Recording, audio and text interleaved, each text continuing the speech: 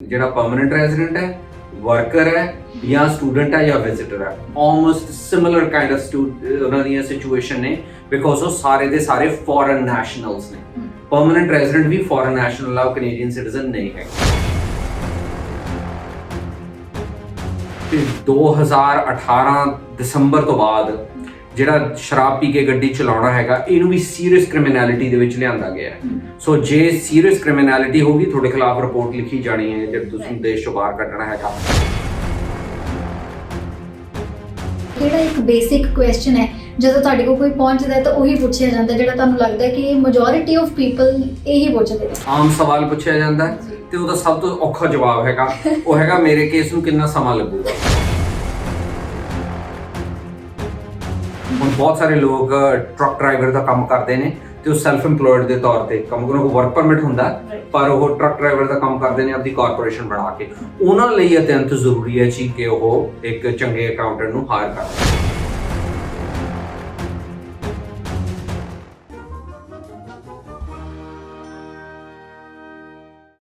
ਜੀ media group ਦੇ ਸਾਰੇ ਦਰਸ਼ਕਾਂ ਦਾ ਮੈਂ ਹਰਸਿਮਰਨ ਕੌਰ ਸਵਾਗਤ ਕਰਦੀ ਹਾਂ। ਤੁਹਾਡੇ ਸਾਰਿਆਂ ਦਾ ਸਵਾਗਤ ਹੈ ਸਾਡੇ ਖਾਸ ਸੈਗਮੈਂਟ ਵੈਲਕਮ ਟੂ ਕੈਨੇਡਾ ਦੇ ਵਿੱਚ।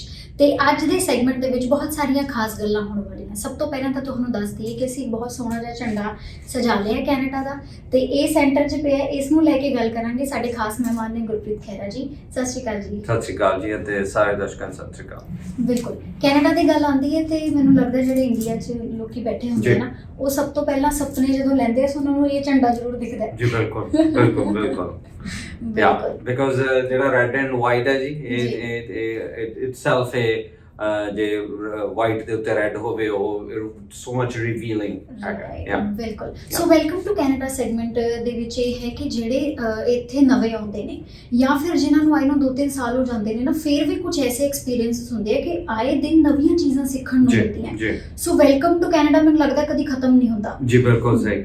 ਵੈਲਕਮ ਟੂ ਕੈਨੇਡਾ ਵੈਲਕਮ ਹਮੇਸ਼ਾ ਕਰਦਾ ਰਹਿੰਦਾ ਹੈ ਔਰ ਨਵੀਂ ਚੀਜ਼ਾਂ ਦੇ ਨਾਲ ਨਵੇਂ ਐਕਸਪੀਰੀਅੰਸ। ਸੋ ਮੈਂ ਜੇ ਅੱਜ ਦੇ ਸੈਗਮੈਂਟ ਦੀ ਗੱਲ ਕਰਾਂ, ਸੋ ਸਭ ਤੋਂ ਪਹਿਲੀ ਗੱਲ ਇਹ ਹੁੰਦੀ ਹੈ ਰਾਈਟਸ ਦੀ ਗੱਲ। 3 ਤਰ੍ਹਾਂ ਦੇ ਵਿੱਚ ਇਹਨਾਂ ਚੀਜ਼ਾਂ ਨੂੰ ਡਿਵਾਈਡ ਕੀਤਾ ਜਾਂਦਾ ਹੈ: ਸਟੱਡੀ ਪਰਮਿਟ, ਵਰਕ ਪਰਮਿਟ ਤੇ ਪੀਆਰ। ਪੀਆਰ ਦੀ ਗੱਲ ਕਰੀਏ ਤਾਂ ਉਹਨਾਂ ਨੂੰ ਪਤਾ ਹੈ ਕਿ ਜੀ ਪੀਆਰ ਮਿਲ ਗਈ ਤੇ ਸਾਨੂੰ ਅਸੀਂ ਇਹ ਕਰ ਸਕਦੇ ਹਾਂ, ਅਸੀਂ ਇਹਦੇ ਐਲੀਜੀਬਲ ਹਾਂ, ਅਸੀਂ ਇਹਦੇ ਐਲੀਜੀਬਲ ਹਾਂ। ਪਰ ਜੇ ਸਟੂਡੈਂਟ ਦੀ ਗੱਲ ਕਰੀਏ ਤੇ ਵਰਕ ਪਰਮਿਟ ਦੀ ਗੱਲ ਕਰੀਏ, ਉਹਨਾਂ ਨੂੰ ਲੱਗਦਾ ਹੈ ਕਿ ਅਸੀਂ ਜਿੰਨੀ ਦੇਰ ਤੱਕ ਕੰਮ ਕਰਾਂਗੇ ਸਾਡੇ ਜਿਹੜੇ ਰਾਈਟਸ ਨੇ ਲੀਗਲੀ ਉਹ ਸਾਨੂੰ ਉਦੋਂ ਮਿਲਣਗੇ ਜਦੋਂ ਅਸੀਂ ਪੀਆਰ ਲੈ ਲੈਣੇ। ਸੋ ਅੱਜ ਗੱਲ ਕਰਾਂਗੇ ਸਟੂਡੈਂਟਸ ਤੇ ਵਰਕ ਪਰਮਿਟ ਤੇ ਆਏ ਲੋਕਾਂ ਦੇ ਰਾਈਟਸ ਬਾਰੇ। ਬਿਲਕੁਲ। ਪਹਿਲਾਂ ਜਿਵੇਂ ਆਪ ਜੀ ਨੇ ਸ਼ੁਰੂਆਤ 'ਚ ਆਖਿਆ ਸੀ ਕਿ ਇਹ ਲਰਨਿੰਗ ਐਕਸਪੀਰੀਅੰਸ ਹੈ, ਹਰ ਰੋਜ਼ ਨਵੀਆਂ ਗੱਲਾਂ ਸੁਣਨ ਨੂੰ ਮਿਲਦੀਆਂ ਨੇ। ਲਾਅ ਇਟਸੈਲਫ ਹੀ ਇੱਕ ਐਵਰ ਗਰੋਇੰਗ ਟਰੀ ਹੈ। ਸੋ ਕਾਨੂੰਨ ਹੈ ਜਿਹੜਾ ਉਹ ਕਦੇ ਸਟੈਗਨੈਂਟ ਨਹੀਂ ਹੁੰਦਾ, ਉਹ ਇੱਕੋ ਨਹੀਂ ਰਹਿੰਦਾ। ਉਹ ਜਿਉਂ-ਜਿਉਂ ਸੁਸਾਇਟੀ ਇਵੋਲਵ ਹੁੰਦੀ ਹੈ ਤਿਉਂ-ਤਿਉਂ ਕਾਨੂੰਨ ਵੀ ਬਦਲਦੇ ਰਹਿੰਦੇ ਆ। ਸੋ ਇਹ ਜ਼ਰੂਰੀ ਨਹੀਂ ਜੇ ਕੋਈ ਪਰਮਨੈਂਟ ਰੈਜ਼ੀਡੈਂਸੀ ਉਹ 20 ਸਾਲ ਪਹਿਲਾਂ ਆਇਆ ਸੀ ਤਾਂ ਉਹ ਅੱਜ ਕਾਨੂੰਨ ਉਹੀ ਨੇ, ਤਾਂ ਉਹ 20 ਸਾਲਾਂ 'ਚੋਂ ਵੀ ਕਾਨੂੰਨ ਬਦਲ ਚੁੱਕੇ ਹੈਗੇ ਆ। ਇਹ ਜ਼ਰੂਰੀ ਵੀ ਹੈ ਕਿਉਂਕਿ ਜੇ ਸੁਸਾਇਟੀ ਦੇ ਨਾਲ ਲਾਜ਼ ਇਵੋਲਵ ਨਹੀਂ ਹੋਣਗੇ ਤਾਂ ਫਿਰ ਜਿਵੇਂ ਖੜਾ ਪਾਣੀ ਜਿਹੜਾ ਉਹ ਸਮੈਲੀ ਵਾਟਰ ਹੋ ਜਾਂਦਾ ਜੀ, ਉਹ ਪਿਓਰ ਨਹੀਂ ਰਹਿੰਦਾ। ਉਵੇਂ ਜਿਵੇਂ ਲਾਅ ਵੀ ਸੁਸਾਇਟੀ ਦੇ ਨਾਲ ਇਵੋਲਵ ਹੋਣਾ ਬਹੁਤ ਸਾਰੇ ਜ਼ਰੂਰੀ ਹੈ, ਕਿਉਂਕਿ ਜੋ ਸੁਸਾਇਟੀ ਇਵੋਲਵ ਹੋ ਰਹੀ ਹੈ ਕਾਨੂੰਨ ਵੀ ਇਵੋਲਵ ਹੋਣੇ ਜ਼ਰੂਰੀ ਨੇ।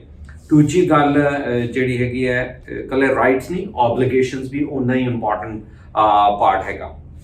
ਹੁਣ ਜਿਹੜੇ ਪਰਮਨੈਂਟ ਰੈਜ਼ੀਡੈਂਟ ਨੇ ਉਹਨਾਂ ਦੇ ਵੀ ਹੱਕ ਅਲਟੀਮੇਟ ਨਹੀਂ ਹੈਗੇ, ਉਹਨਾਂ ਦੀਆਂ ਵੀ ਓਬਲੀਗੇਸ਼ਨਸ ਨੇ, ਤਾਂ ਹੀ ਉਹਨਾਂ ਦੇ ਹੱਕ ਉਹਨਾਂ ਨੂੰ ਮਿਲ ਸਕਦੇ ਨੇ। ਹਾਂ, ਸਿਟੀਜ਼ਨਸ਼ਿਪ ਜਦੋਂ ਹੋ ਜਾਂਦੀ ਹੈ ਤਾਂ ਮਾਮਲਾ ਵੱਖਰਾ ਹੋ ਜਾਂਦਾ ਜੀ।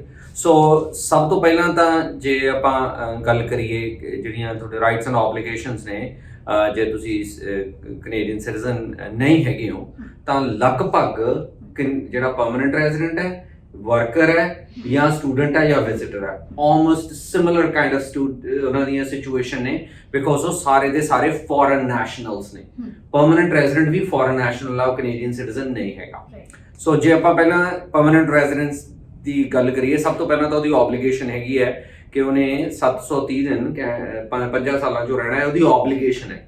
ਜੋ ਓਬਲੀਗੇਸ਼ਨ ਪੂਰੀ ਨਹੀਂ ਕਰੂਗਾ ਤਾਂ ਉਹਦੇ ਰਾਈਟਸ ਮੁੱਕ ਜਾਣੇ ਆ ਜੀ, ਉਹ ਤੋਂ ਬਾਅਦ ਅੱਗੇ ਉਹ ਕਰ ਸਕਦਾ ਹੈ। ਤੇ ਇਹਦੇ ਨਾਲ ਨਾਲ ਦੂਜਾ ਸਭ ਤੋਂ ਇੰਪੋਰਟੈਂਟ ਜਿਹੜਾ ਉਹਦੇ ਉੱਤੇ ਓਬਲੀਗੇਸ਼ਨ ਹੈਗਾ, ਉਹ ਹੈਗਾ ਟੂ ਕੀਪ ਗੁੱਡ ਆਰਡਰ। ਸੋ ਚੰਗੇ ਸ਼ਹਿਰੀ ਬਣ ਕੇ ਰਹਿਣਾ ਵੀ ਉਹਦੀ ਇੱਕ ਜ਼ਿੰਮੇਵਾਰੀ ਹੈ, ਤਾਂ ਹੀ ਉਹਨੂੰ ਹੱਕ ਮਿਲ ਸਕਦੇ ਆ। ਸੋ ਜੇ ਕਿਸੇ ਨੂੰ ਕ੍ਰਿਮੀਨਲ ਕਨਵਿਕਸ਼ਨ ਹੋ ਜਾਂਦਾ ਪਰਮਨੈਂਟ ਰੈਜ਼ੀਡੈਂਟ ਨੂੰ ਤੇ ਫਿਰ ਉਹਦੀ ਪਰਮਨੈਂਟ ਰੈਜ਼ੀਡੈਂਸ ਵੀ ਜਾ ਸਕਦੀ ਹੈਗੀ ਹੈ। ਜੇ ਸੀਰੀਅਸ ਕ੍ਰਿਮੀਨੈਲਿਟੀ ਹੋ ਜੇ ਤੇ 6 ਮਹੀਨੇ ਤੋਂ ਵੱਧ ਦੀ ਸਜ਼ਾ ਹੋ ਜੇ ਤੇ ਫਿਰ ਉਹਦੇ ਕੋਲ ਰਾਈਟ ਆਫ ਅਪੀਲ ਵੀ ਨਹੀਂ, ਤਾਂ ਵੀ ਉਹਨੂੰ ਦੇਸ਼ ਚੋਂ ਕੱਢਿਆ ਜਾ ਸਕਦਾ ਹੈਗਾ। ਤੇ ਬਸ ਫਰਕ ਇੰਨਾ ਹੈਗਾ ਜਿੱਥੇ ਇੱਕ ਵਰਕਰ ਜਾਂ ਫਿਰ ਇੱਕ ਸਟੂਡੈਂਟ ਹੈ ਜੋ ਉਹਦੇ ਤੇ ਕ੍ਰਿਮੀਨੈਲਿਟੀ ਹੁੰਦੀ ਹੈ ਤਾਂ ਉਹਦੇ ਕੋਲ ਅੱਗੇ ਰਾਈਟ ਆਫ ਅਪੀਲ ਨੇ ਜਿਹੜੇ ਉਹ ਘੱਟ ਨੇ, ਪਰ ਜਿਹੜਾ ਪਰਮਨੈਂਟ ਰੈਜ਼ੀਡੈਂਟ ਹੈ ਉਹਦੇ ਕੋਲ ਰਾਈਟ ਆਫ ਅਪੀਲ ਜ਼ਿਆਦਾ ਹੈਗੇ ਨੇ। ਬਸ ਫਰਕ ਇੰਨਾ ਹੀ ਹੈਗਾ, ਬਾਕੀ ਉਹਨੂੰ ਆਬਲੀਗੇਸ਼ਨ ਹੈ ਜਿਹੜੀ ਉਹ ਆਪਦੀ ਉਹ ਪੂਰੀ ਕਰਨੀ ਹੈਗੀ ਹੈ। ਹੁਣ ਆਪ ਜੀ ਨੇ ਗੱਲ ਕੀਤੀ ਸੀ ਕਿ ਜਦੋਂ ਕੰਮ ਕਰਨਗੇ ਪਰਮਨੈਂਟ ਹੋਣਗੇ ਤਾਂ ਉਹਨਾਂ ਦੇ ਜਿਹੜੇ ਹੱਕ ਨੇ ਉਹਨਾਂ ਨੂੰ ਮਿਲਣਗੇ। ਸਭ ਤੋਂ ਪਹਿਲਾਂ ਤਾਂ ਜਿਹੜਾ ਜੇ ਆਪਾਂ ਪੇ ਦੀ ਉਹ ਗੱਲ ਕਰੀਏ, ਤਨਖਾਹ ਦੀ ਗੱਲ ਕਰੀਏ, ਤਾਂ ਹਰ ਚੈੱਕ ਦੇ ਵਿੱਚੋਂ ਆਪਾਂ ਇੰਪਲੋਇਮੈਂਟ ਇੰਸ਼ੋਰੈਂਸ ਡਿਡਕਸ਼ਨ ਹੁੰਦਾ, ਕੈਨੇਡਾ ਪੈਨਸ਼ਨ ਪਲਾਨ CPP ਹੈ ਜਿਹੜੇ ਉਹਦੇ ਪੈਸੇ ਡਿਡਕਟ ਹੁੰਦੇ ਨੇ, ਤੇ ਇਹਦੇ ਨਾਲ ਨਾਲ ਤੁਹਾਡਾ ਟੈਕਸ ਹੈ ਜਿਹੜਾ ਉਹ ਵੀ ਡਿਡਕਟ ਹੁੰਦਾ। ਸੋ ਜਦੋਂ ਹੀ ਤੁਸੀਂ ਇੰਪਲੋਇਮੈਂਟ ਇੰਸ਼ੋਰੈਂਸ ਦਾ ਪ੍ਰੀਮੀਅਮ ਪੇ ਕਰਤਾ ਆਪਦੇ ਚੈੱਕ ਚੋਂ ਕਟਵਾਤਾ, ਤੁਹਾਡੇ ਹੱਕ ਉਦੋਂ ਤੋਂ ਹੀ ਸ਼ੁਰੂ ਹੋ ਗਏ। ਜੇ ਤੁਹਾਡੀ ਨੌਕਰੀ ਚਲੀ ਜਾਂਦੀ ਹੈ, ਤੁਸੀਂ ਇੰਪਲੋਇਮੈਂਟ ਇੰਸ਼ੋਰੈਂਸ ਪ੍ਰੀਮੀਅਮ ਦਿੱਤਾ ਹੀ ਇਸੇ ਲਈ ਹੈ ਕਿ ਤੁਹਾਨੂੰ ਇੰਪਲੋਇਮੈਂਟ ਇੰਸ਼ੋਰੈਂਸ ਦਾ ਬੈਨੀਫਿਟ ਹੈ ਜਿਹੜਾ ਉਹ ਮਿਲੇ। ਨੌਕਰੀ ਚਲੀ ਜਾਵੇ ਤਾਂ ਜੋ ਪੈਸੇ ਬਣਦੇ ਆ ਤੁਹਾਡੇ ਜਿੰਨੇ ਵੀ ਲਿਮਿਟ ਤੱਕ ਨੇ ਉਹ ਤੁਹਾਨੂੰ ਮਿਲਦੇ ਰਹਿਣ। ਸਿਮਿਲਰਲੀ ਵਰਕਰ ਤੇ ਵੀ ਐਪਲੀਕੇਬਲ ਹੈ, ਇਹ ਸਟੂਡੈਂਟ ਤੇ ਵੀ ਐਪਲੀਕੇਬਲ ਹੈ।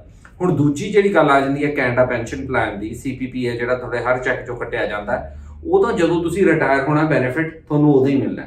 ਹਾਂ, ਜੇ ਤੁਸੀਂ ਕਦੇ ਪਰਮਨੈਂਟ ਰੈਜ਼ੀਡੈਂਟ ਨਾ ਹੋਏ, ਤੁਸੀਂ ਸਿਟੀਜ਼ਨ ਨਾ ਬਣੇ ਕਦੇ, ਫਿਰ ਉਹ ਪੈਸੇ ਤੁਸੀਂ ਸਰਕਾਰ ਨੂੰ ਦੇਤੇ ਪਰ ਉਹ ਤੁਹਾਨੂੰ ਨਹੀਂ ਮਿਲੂ। ਇਹ ਇੱਕ ਬਹੁਤ ਵੱਡਾ ਇਹ ਪਿਛਲੇ ਸਮੇਂ 'ਚ ਵੀ ਮੁੱਦਾ ਰਿਹਾ ਹੈਗਾ, ਜਿੱਥੇ ਕਿ ਬਿਲੀਅਨਸ ਆਫ ਡਾਲਰਸ ਨੇ ਜਿਹੜੇ ਟੈਂਪਰੇਰੀ ਫੋਰਨ ਵਰਕਰਸ ਨੇ ਜਾਂ ਟੈਂਪਰੇਰੀ ਵਰਕਰ ਇੱਥੇ ਕੰਮ ਕਰਦੇ ਨੇ, ਉਹਨਾਂ ਦਾ CPP ਜਿਹੜਾ ਕੱਟਿਆ ਜਾਂਦਾ, ਸ਼ਾਇਦ ਉਹਨਾਂ ਨੂੰ ਬੈਨੀਫਿਟ ਕਦੇ ਮਿਲਦਾ ਹੀ ਨਹੀਂ। ਖਾਸ ਕਰਕੇ ਜੇ ਆਪਾਂ ਐਗਰੀਕਲਚਰ ਵਰਕਰਸ ਦੀ ਗੱਲ ਕਰੀਏ, ਜਿਹੜੇ ਸੀਜ਼ਨਲ ਵਰਕਰ ਨੇ, ਉਹ ਆਉਂਦੇ ਨੇ ਤੇ ਉਹਨਾਂ ਦਾ ਇਹ CPP ਕੱਟਿਆ ਜਾਂਦਾ, ਉਹ ਕਦੇ ਕੈਨੇਡਾ 'ਚੋਂ ਰਿਟਾਇਰ ਹੁੰਦੇ ਹੀ ਨਹੀਂ, ਉਹ ਬੈਨੀਫਿਟ ਉਹ ਕਟਵਾ ਜਾਂਦੇ ਨੇ ਤੇ ਬੈਨੀਫਿਟ ਉਹਨਾਂ ਨੂੰ ਕਦੇ ਲਾਈਫ 'ਚੋਂ ਦੁਬਾਰੇ ਮਿਲਣਾ ਹੀ ਨਹੀਂ ਹੈਗਾ। ਸੋ ਬਿਲੀਅਨਸ ਆਫ ਡਾਲਰਸ ਨੇ ਜਿਹੜੇ ਉਹ ਹਰ ਵਾਰੀ ਉਹ ਕਟਵਾ ਜਾਂਦੇ ਨੇ ਤੇ ਉਹਨਾਂ ਨੂੰ ਉਹ ਕਦੇ ਮਿਲਦੇ ਨਹੀਂ। ਸਿਮਿਲਰਲੀ ਜੇ ਕੋਈ ਸਟੂਡੈਂਟ ਸੀ, ਉਹਦਾ CPP ਕੱਟਿਆ ਗਿਆ, ਉਹ ਅੱਗੇ ਜਾ ਕੇ ਪਰਮਨੈਂਟ ਨਾ ਹੋਇਆ, ਤਾਂ ਜਦੋਂ ਉਹਨੂੰ ਰਿਟਾਇਰਮੈਂਟ ਤੇ ਉਹ ਬੈਨੀਫਿਟ ਮਿਲਣਾ ਤਾਂ ਟੈਕਨੀਕਲੀ ਮਿਲੂਗਾ ਹੀ ਨਹੀਂ ਉਹਨੂੰ ਕਦੇ। ਉਹ ਪੈਸੇ ਨੇ ਜਿਹੜੇ ਉਹ ਸਰਕਾਰ ਦੇ ਖਾਤੇ 'ਚ ਚਲੇ ਜਾਣਗੇ। ਸੋ ਹੱਕ ਬਿਲਕੁਲ ਬਰਾਬਰ ਦੇ ਨੇ ਜੀ। ਖਾਸ ਕਰਕੇ ਇੱਕ supreme court of Canada the decision ਹੈਗਾ ਜਿਹਨੂੰ ਸਿੰਘ ਵਰਸਸ ਮਿਨਿਸਟਰ ਕੇਸ ਕਿਹਾ ਜਾਂਦਾ ਹੈਗਾ। ਇਹ 1990s ਦੇ ਵਿੱਚ ਹੋਇਆ ਕੇਸ ਹੈਗਾ, ਜਿਹਦੇ ਵਿੱਚੋਂ ਸੁਪਰੀਮ ਕੋਰਟ ਆਫ ਕੈਨੇਡਾ ਦਾ ਇਹ ਡਿਸੀਜਨ ਹੈਗਾ ਕਿ ਜਿਹੜਾ ਵੀ ਕੈਨੇਡਾ ਦੀ ਧਰਤੀ ਤੇ ਬੰਦਾ ਪਹੁੰਚ ਗਿਆ, ਰਿਗਾਰਡਲੈਸ ਉਹਦਾ ਸਟੇਟਸ ਕੀ ਹੈ, ਤਾਂ ਉਹਨੂੰ ਇੱਕ ਫੇਅਰ ਹੀਅਰਿੰਗ ਮਿਲਣੀ ਅਤਿਅੰਤ ਜ਼ਰੂਰੀ ਹੈ। ਸੋ ਇਹ ਨਹੀਂ ਹੈਗਾ ਕਿ ਤੁਸੀਂ ਜੇ ਤੁਹਾਡਾ ਸਟੇਟਸ ਟੈਂਪਰੇਰੀ ਹੈਗਾ ਤਾਂ ਤੁਹਾਨੂੰ ਫੇਅਰ ਹੀਅਰਿੰਗ ਦਾ ਹੱਕ ਨਹੀਂ ਹੈਗਾ, ਬਿਲਕੁਲ ਹੱਕ ਹੈਗਾ। ਸੋ ਜਿਹੜੀ ਉਹ ਫੇਅਰ ਹੀਅਰਿੰਗ ਆ ਤੁਹਾਨੂੰ ਲੀਗਲ ਜਿਹੜਾ ਤੁਹਾਡਾ ਫਰੇਮਵਰਕ ਆ ਉਹਦੇ ਵਿੱਚ ਮਿਲੂਗੀ, ਪਰ ਇਹ ਨਹੀਂ ਹੈਗਾ ਕਿ ਤੁਸੀਂ ਜੇ ਟੈਂਪਰੇਰੀ ਹੈਗੇ ਹੋ ਤਾਂ ਫਿਰ ਤੁਹਾਨੂੰ ਫੇਅਰ ਹੀਅਰਿੰਗ ਨਹੀਂ ਮਿਲੂਗੀ। ਸੋ ਉਹ ਜਿਹੜਾ ਚਾਰਟਰ ਹੈਗਾ Canadian charter of rights and freedoms, ਉਹ ਰਿਗਾਰਡਲੈਸ ਆਫ ਯੋਰ ਸਟੇਟਸ ਤੁਹਾਡੇ ਤੇ ਲਾਗੂ ਹੁੰਦਾ ਹੀ ਹੁੰਦਾ ਹੈ। ਬਿਲਕੁਲ। ਸੋ ਗੁਰਪ੍ਰੀਤ ਜੀ, ਬਹੁਤ ਸਾਰੇ ਟੈਕਨੀਕਲ ਵਰਡਸ ਮੈਂ ਦੇਖ ਰਹੀ ਹਾਂ ਤੁਸੀਂ ਯੂਜ਼ ਕੀਤੇ।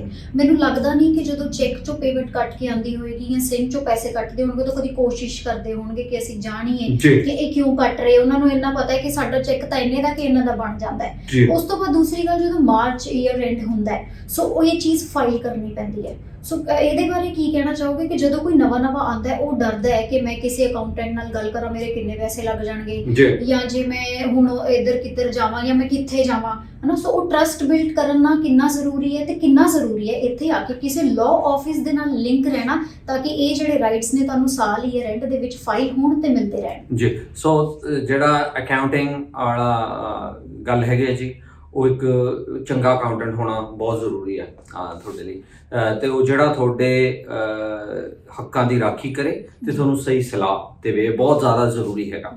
ਹਾਂ, ਇਨੀਸ਼ੀਅਲੀ ਜੇ ਤੁਸੀਂ ਸਿਰਫ ਇੰਪਲੋਇਡ ਹੈਗੇ ਹੋ ਤਾਂ ਤੁਹਾਡੀ ਇਸ ਜਿੰਨੀਆਂ ਡਿਡਕਸ਼ਨਸ ਨੇ ਆਲਰੇਡੀ ਕਰ ਲਈਆਂ ਜਾਂਦੀਆਂ ਨੇ, ਤੁਸੀਂ ਇੱਕ ਸਿੰਪਲ ਫਾਈਲਿੰਗ ਕਰਨੀ ਹੈਗੀ ਹੈ। ਇਹ ਮੋਰ ਇੰਪੋਰਟੈਂਟ ਉਹਨਾਂ ਇਸ਼ੂਜ਼ ਹੋ ਜਾਂਦਾ ਹੈ ਜਿੱਥੇ ਲੋਕ ਸੈਲਫ ਇੰਪਲੋਇਡ ਨੇ। ਹੁਣ ਬਹੁਤ ਸਾਰੇ ਲੋਕ ਟਰੱਕ ਡਰਾਈਵਰ ਦਾ ਕੰਮ ਕਰਦੇ ਨੇ ਤੇ ਉਹ ਸੈਲਫ ਇੰਪਲੋਇਡ ਦੇ ਤੌਰ ਤੇ ਕੰਮ ਕਰਨ, ਉਹ ਵਰਕ ਪਰਮਿਟ ਹੁੰਦਾ, ਪਰ ਉਹ ਟਰੱਕ ਡਰਾਈਵਰ ਦਾ ਕੰਮ ਕਰਦੇ ਨੇ ਆਪਦੀ ਕਾਰਪੋਰੇਸ਼ਨ ਬਣਾ ਕੇ। ਉਹਨਾਂ ਲਈ ਅਤਿਅੰਤ ਜ਼ਰੂਰੀ ਹੈ ਜੀ ਕਿ ਉਹ ਇੱਕ ਚੰਗੇ ਅਕਾਊਂਟੈਂਟ ਨੂੰ ਹਾਇਰ ਕਰਨ। ਤੇ ਦੂਜੀ ਗੱਲ ਹੈਗੀ ਹੈ ਕਿ ਜਿਹੜਾ ਤੁਹਾਡਾ ਕਾਨੂੰਨੀ ਸਲਾਹਕਾਰ ਹੈ ਉਹਦੀ ਕਿੰਨੀ ਜ਼ਰੂਰਤ ਹੈ।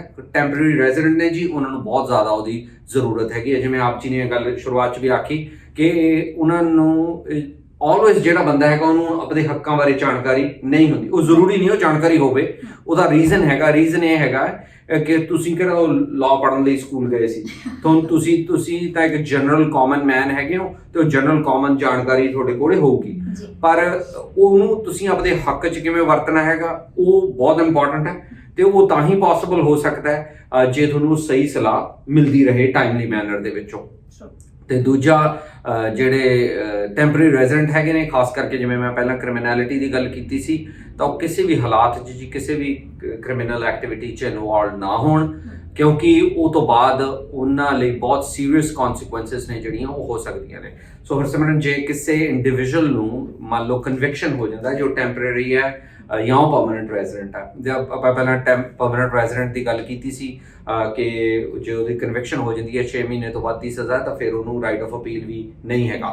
ਪਰ ਉਹ ਤੋਂ ਬਾਅਦ ਜਦੋਂ ਉਹਨੂੰ ਕਨਵਿਕਸ਼ਨ ਦਾ ਸਮਾਂ ਖਤਮ ਹੋਇਆ, ਉਸ ਤੋਂ ਬਾਅਦ ਉਹਨੂੰ ਦੇਸ਼ ਨਿਕਾਲੇ ਦਾ ਆਰਡਰ ਹੈ ਜਿਹੜਾ ਰਿਮੂਵਲ ਆਰਡਰ ਲਈ ਪ੍ਰੋਸੀਡਿੰਗ ਸ਼ੁਰੂ ਹੋ ਜਾਂਦੀਆਂ ਨੇ ਪਰਮਾਨੈਂਟ ਰੈਜ਼ੀਡੈਂਟ ਦੇ ਉੱਤੇ ਵੀ। 2018 ਦਸੰਬਰ ਤੋਂ ਬਾਅਦ ਜਿਹੜਾ ਸ਼ਰਾਬ ਪੀ ਕੇ ਗੱਡੀ ਚਲਾਉਣਾ ਹੈਗਾ, ਇਹਨੂੰ ਵੀ ਸੀਰੀਅਸ ਕ੍ਰਿਮੀਨੈਲਿਟੀ ਦੇ ਵਿੱਚ ਲਿਆਂਦਾ ਗਿਆ ਹੈ। ਸੋ ਜੇ ਸੀਰੀਅਸ ਕ੍ਰਿਮੀਨੈਲਿਟੀ ਹੋਗੀ, ਤੁਹਾਡੇ ਖਿਲਾਫ ਰਿਪੋਰਟ ਲਿਖੀ ਜਾਣੀ ਹੈ ਜਦ ਤੁਸੀਂ ਦੇਸ਼ ਤੋਂ ਬਾਹਰ ਕੱਢਣਾ ਹੈਗਾ। ਪਰ ਕਿਉਂਕਿ ਤੁਸੀਂ ਪਰਮਾਨੈਂਟ ਰੈਜ਼ੀਡੈਂਟ ਹੋ, ਇਸ ਲਈ ਤੁਹਾਨੂੰ ਡਿਸੀਜਨ ਦੇ ਖਿਲਾਫ ਰਾਈਟ ਆਫ ਅਪੀਲ ਹੈਗਾ। ਤੇ ਜਦੋਂ ਰਾਈਟ ਆਫ ਅਪੀਲ ਹੈ, ਤੇ ਜਿਹੜਾ ਜੱਜ ਹੈਗਾ ਉਹਨੇ ਹਿਊਮੈਨਿਟੇਰੀਅਨ ਕੰਪੈਸ਼ਨੇਟ ਗਰਾਊਂਡ ਵੀ ਦੇਖਣੇ ਆ ਕਿ ਜੇ ਬੰਦੇ ਨੂੰ ਰਿਮੂਵ ਕਰਦਾ, ਇਹਦਾ ਪਰਿਵਾਰ ਤਾਂ ਨਹੀਂ ਉਰੇ, ਇਹਦੇ ਬੱਚੇ ਤਾਂ ਨਹੀਂ ਹੈਗੇ, ਇਹ ਕਿੰਨਾ ਐਸਟੈਬਲਿਸ਼ ਆ, ਉਹ ਸਾਰੀਆਂ ਚੀਜ਼ਾਂ ਦੇਖਣੀਆਂ ਨੇ। ਪਰ ਟੈਂਪਰੇਰੀ ਰੈਜ਼ੀਡੈਂਟ ਦੇ ਕੇਸ ਦੇ ਵਿੱਚ ਇਹ ਨਹੀਂ ਹੈਗਾ। ਉੱਥੇ ਇੱਕ ਮਿਨਿਸਟਰਸ ਡੈਲੀਗੇਟ ਨੂੰ ਹੀ ਇੱਕ ਜਿਹੜਾ ਕੈਨੇਡਾ ਬਾਰਡਰ ਸਰਵਿਸਿਜ਼ ਏਜੰਸੀ ਦਾ ਆਫਿਸਰ ਆ, ਉਹਦੇ ਕੋਲ ਇਹ ਅਧਿਕਾਰ ਨੇ ਕਿ ਉਹ ਐਕਸਕਲੂਜਨ ਆਰਡਰ ਲਿਖ ਸਕਦਾ ਹੈਗਾ। ਜੇ ਐਕਸਕਲੂਜਨ ਆਰਡਰ ਲਿਖਦਾ, ਉਹਨੂੰ ਰਿਮੂਵ ਕੀਤਾ ਜਾਂਦਾ ਹੈ, ਤੇ ਫਿਰ ਤੁਸੀਂ ਵਾਪਸ ਨਹੀਂ ਆ ਸਕਦੇ ਕੈਨੇਡਾ ਉਹਨਾਂ ਚਿਰ ਜਿੰਨਾ ਚਿਰ ਤੁਹਾਡੇ ਕੋਲ authorization to return to Canada ਨਹੀਂ ਹੈਗਾ। ਤੇ ਦੂਜਾ, ਜੇ ਉਹ ਸਿੰਪਲ ਕ੍ਰਿਮੀਨੈਲਿਟੀ ਹੈ ਤਾਂ 5 ਸਾਲ ਦੇ ਸਮੇਂ ਤੋਂ ਬਾਅਦ ਤੁਸੀਂ ਕ੍ਰਿਮੀਨਲ ਰੀਹੈਬਿਲਿਟੇਸ਼ਨ ਲਈ ਅਪਲਾਈ ਕਰ ਸਕਦੇ ਹੋ। ਜੇ ਉਹ ਸੀਰੀਅਸ ਕ੍ਰਿਮੀਨੈਲਿਟੀ ਹੈ ਤਾਂ 10 ਸਾਲ ਦਾ ਸਮਾਂ ਗੁਜ਼ਰਨ ਤੋਂ ਬਾਅਦ ਅਪਲਾਈ ਕਰ ਸਕਦੇ ਹੋ। ਕਈ ਲੋਕਾਂ ਦਾ ਇਹ ਭੁਲੇਖਾ ਹੈਗਾ ਕਿ ਜੇ ਉਹਨਾਂ ਨੂੰ ਕ੍ਰਿਮੀਨੈਲਿਟੀ ਹੋ ਜਾਂਦੀ ਹੈ, ਉਹਨਾਂ ਦੀ ਵਾਈਫ ਜਾਂ ਹਸਬੈਂਡ ਹੈਗਾ, ਉਹ ਉਹਨੇ ਸਮੇਂ ਤੋਂ ਬਾਅਦ ਸਪਾਂਸਰ ਕਰ ਲੈਣਗੇ। ਹਾਂਜੀ, ਜ਼ਰੂਰ ਕਰ ਸਕਦੇ ਆ, ਪਰ ਉਹਨਾਂ ਸਮਾਂ ਉਹ ਕੈਨੇਡਾ ਨਹੀਂ ਪਹੁੰਚ ਸਕਦੇ ਜਿੰਨਾ ਚਿਰ ਉਹ ਰੀਹੈਬਿਲਿਟੇਸ਼ਨ ਦਾ ਪੀਰੀਅਡ ਪੂਰਾ ਨਹੀਂ ਹੋ ਜਾਂਦਾ ਜੀ। ਬਿਲਕੁਲ ਬਿਲਕੁਲ ਗੁਰਪ੍ਰੀਤ ਜੀ, ਤੁਹਾਡੀ ਗੱਲਾਂ 'ਚੋਂ ਜਿਹੜਾ ਐਕਸਪੀਰੀਅੰਸ ਹੈ ਉਹ ਹਮੇਸ਼ਾ ਝਲਕਦਾ ਹੈ। ਇੰਨੇ ਸਾਲਾਂ ਦੇ ਐਕਸਪੀਰੀਅੰਸ ਦੇ ਵਿੱਚ ਤੁਹਾਨੂੰ ਲੱਗਦਾ ਹੈ ਕਿ ਹਾਲੇ ਵੀ ਉਹੀ ਸੇਮ ਚੀਜ਼ਾਂ ਰਿਪੀਟ ਹੁੰਦੀਆਂ, ਸੇਮ ਸਵਾਲ ਰਹਿੰਦੇ ਨੇ, ਸੇਮ ਚੀਜ਼ਾਂ ਆਉਂਦੀਆਂ ਰਹਿੰਦੀਆਂ? ਕਿਹੜਾ ਇੱਕ ਬੇਸਿਕ ਕੁਐਸਚਨ ਹੈ ਜਦੋਂ ਤੁਹਾਡੇ ਕੋਲ ਕੋਈ ਪਹੁੰਚਦਾ ਹੈ ਤਾਂ ਉਹੀ ਪੁੱਛਿਆ ਜਾਂਦਾ, ਜਿਹੜਾ ਤੁਹਾਨੂੰ ਲੱਗਦਾ ਹੈ ਕਿ ਮੈਜੋਰਿਟੀ ਆਫ ਪੀਪਲ ਇਹੀ ਪੁੱਛਦੇ ਨੇ? ਸਭ ਤੋਂ ਜਿਹੜਾ ਆਮ ਸਵਾਲ ਪੁੱਛਿਆ ਜਾਂਦਾ ਹੈ ਤੇ ਉਹਦਾ ਸਭ ਤੋਂ ਔਖਾ ਜਵਾਬ ਹੈਗਾ, ਉਹ ਹੈਗਾ ਮੇਰੇ ਕੇਸ ਨੂੰ ਕਿੰਨਾ ਸਮਾਂ ਲੱਗੂਗਾ। ਸੋ ਇਹ ਸਭ ਤੋਂ ਆਮ ਸਵਾਲ ਹੈ ਤੇ ਇਹਦਾ ਜਵਾਬ ਨਾਮੁਮਕਿਨ ਹੈ ਦੇਣਾ। ਇਹਦਾ ਰੀਜ਼ਨ ਇਹ ਹੈਗਾ ਜੀ, ਕਿਉਂਕਿ ਜਿਹੜਾ ਇਮੀਗ੍ਰੇਸ਼ਨ ਲਾਅ ਹੈ, ਮੈਂ ਪਹਿਲਾਂ ਦੱਸਿਆ ਤੁਹਾਨੂੰ, ਇਹ ਕੋਈ ਸਰਵਿਸ ਨਹੀਂ ਹੈਗੀ ਹੈ। ਸੋ ਜਿਹੜਾ ਇੰਡੀਵਿਜੂਅਲ ਜਿਹਨੇ ਐਪਲੀਕੇਸ਼ਨ ਕੀਤੀ ਆ, ਉਹਦਾ ਮੈਂਡੇਟ ਹੈਗਾ, ਉਹਦੀ ਜ਼ਿੰਮੇਵਾਰੀ ਹੈ ਕਿ ਉਹ ਪ੍ਰੂਵ ਕਰ ਸਕੇ ਕਿ ਉਹਨੇ ਕਾਨੂੰਨ ਦੀ ਰਿਕੁਆਇਰਮੈਂਟ ਪੂਰੀ ਕੀਤੀ ਹੈ। ਤੇ ਜਿਹੜਾ ਇਮੀਗ੍ਰੇਸ਼ਨ ਮਹਿਕਮਾ ਹੈਗਾ, ਉਹਦੀ ਇਹ ਜ਼ਿੰਮੇਵਾਰੀ ਹੈ ਕਿ ਉਹ ਦੇਖ ਸਕੇ ਕਿ ਬੰਦੇ ਨੇ ਜ਼ਿੰਮੇਵਾਰੀ ਪੂਰੀ ਕੀਤੀ ਹੈ, ਤਾਂ ਹੀ ਉਹ ਕੇਸ ਤੇ ਫੈਸਲਾ ਕੀਤਾ ਜਾਊਗਾ। ਤੇ even federal court of Canada ਦੇ ਇੱਕ ਕੇਸ ਦੇ ਵਿੱਚੋਂ 4 ਸਾਲ ਦੇ ਸਮੇਂ ਨੂੰ ਵੀ ਰੀਜ਼ਨੇਬਲ ਸਮਾਂ ਮੰਨਿਆ ਗਿਆ। ਮੈਂਡਮਸ ਪਟੀਸ਼ਨ ਹੈਗੀ ਹੈ ਇੱਕ, ਜੇ ਆਪਣਾ ਸਮੇਂ ਤੇ ਕੰਮ ਨਹੀਂ ਹੋ ਰਿਹਾ ਤਾਂ ਆਪਾਂ ਕੋਰਟ 'ਚ ਜਾ ਕੇ ਅਰਜ਼ੀ ਕਰ ਸਕਦੇ ਹਾਂ ਕਿ ਸਾਡਾ ਸਮੇਂ ਤੇ ਕੰਮ ਨਹੀਂ ਹੋ ਰਿਹਾ। ਉਹ ਕੇਸ ਦੇ ਵਿੱਚ ਵੀ 4 ਸਾਲ ਦੇ ਸਮੇਂ ਨੂੰ ਕੋਰਟ ਨੇ ਜਿਹੜਾ ਹੈਗਾ ਰੀਜ਼ਨੇਬਲ ਸਮਾਂ ਮੰਨਿਆ। ਸੋ ਇਹ ਆਮ ਸਵਾਲ ਹੈ ਕਿ ਕਿੰਨਾ ਸਮਾਂ ਲੱਗੂ, ਪਰ ਇਹਦਾ ਜਵਾਬ ਨਹੀਂ ਦਿੱਤਾ ਜਾ ਸਕਦਾ। ਥੈਂਕ ਯੂ ਸੋ ਮਚ ਜੀ। ਤੇ ਜਿਹੜੇ ਵੈਲਕਮ ਟੂ ਕੈਨੇਡਾ ਇੱਥੇ ਹੋਣ, ਉਹਨਾਂ ਦੇ ਲਈ ਤੁਹਾਡੀਆਂ ਗੱਲਾਂ ਤੋਂ ਥੋੜਾ ਸੌਖਾ ਜ਼ਰੂਰ ਹੋਏ, ਇਹੀ ਉਮੀਦ ਹੈ। ਥੈਂਕ ਯੂ ਸੋ ਮਚ ਜੀ। ਤੁਸੀਂ ਦੇਖ ਰਹੇ ਹੋ ਜੀ ਮੀਡੀਆ, ਤੇ ਇਹਨਾਂ ਦੀਆਂ ਗੱਲਾਂ ਦੇ ਬਾਰੇ ਤੁਹਾਡਾ ਕੀ ਕਹਿਣਾ? ਹੋਰ ਕੋਈ ਖਾਸ ਸੈਗਮੈਂਟ ਜੇ ਤੁਸੀਂ ਚਾਹੁੰਦੇ ਹੋ ਕਿ ਅਸੀਂ ਕਵਰ ਕਰੀਏ, ਸੋ ਕਮੈਂਟ ਕਰਕੇ ਜ਼ਰੂਰ ਦੱਸਣਾ। ਦੇਖਦੇ ਰਹੋ ਜੀ ਮੀਡੀਆ ਗਰੁੱਪ। ਸਤਿ ਸ਼੍ਰੀ ਅਕਾਲ। For all our latest updates, please subscribe G Media Group YouTube channel and press the bell icon.